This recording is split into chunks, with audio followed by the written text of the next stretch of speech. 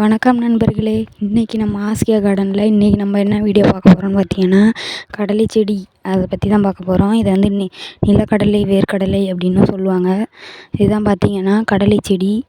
இது வந்து பார்த்திங்கன்னா நம்ம இன்னும் ஒரு 10 டேஸில் வந்து சாகுபடிக்கு தயாரான கடலை செடிங்க. நெக்ஸ்ட் வீடியோவில் பார்த்திங்கன்னா கடலை செடியை ஸ்டார்டிங்லேருந்து அதை எப்படி பயிரிடுறது, அது பயிரிடுற முறையை பற்றி உங்களுக்கு ஒரு வீடியோ போடுறேன். எல்லோரும் மறக்காமல் பாருங்கள். நீங்களும் கடலை செடி வந்து பயிரிடுவீங்களா அப்படின்னா கமெண்டில் சொல்லுங்கள். யார் யாரெல்லாம் கடலை செடி பயிர் வைக்கிறீங்க அப்படின்னும் மறக்காமல் கமெண்டில் சொல்லுங்கள். பார்த்திங்கன்னா இந்த சைட்லாம் பார்த்திங்கன்னா எல்லாருமே கடலை செடி போடுவாங்க. சில சைடில் கடலை செடினா எப்படி இருக்கும்னே சில பேர் தெரிலன்னு கமெண்ட் பண்ணுறீங்க. இந்த செடியை நீங்களும் வந்து நிறையா பயிர் பண்ணியிருக்கீங்க அப்படின்னா அதை பற்றி சொல்லுங்கள். நீங்கள் அதுக்கு என்னென்னலாம் பண்ணியிருக்கீங்க அப்படின்னும் கமெண்டில் சொல்லுங்கள்.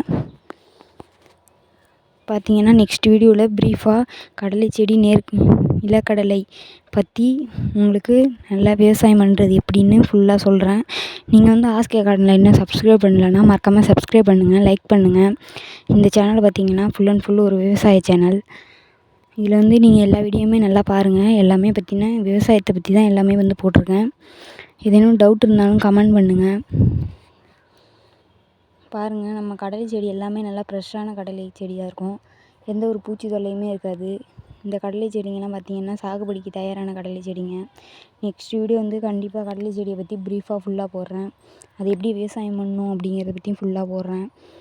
சாகுபடி செய்கிறப்ப பார்த்திங்கன்னா லைவாக போடுறேன். லைவ் வந்தப்போ பார்த்திங்கன்னா யாருமே லைவில் வந்து கண்டிப்பாக யாருமே பார்க்கல. அதனால தான் இந்த வீடியோ கண்டிப்பாக பாருங்கள். லைவில் சாகுபடியை பற்றியும் சொல்கிறேன். கொஷின் ஆன்சர் லைவ் அப்படின்னு சொல்லி போட்டிருந்தேன். பார்த்திங்கன்னா லைவில் யாரும் வரல. அதனால தான் லைவ் வரல, கட் பண்ணிட்டோம். நீங்கள் வந்து லைவ் வந்தீங்கன்னா கண்டிப்பாக வந்து கமெண்ட்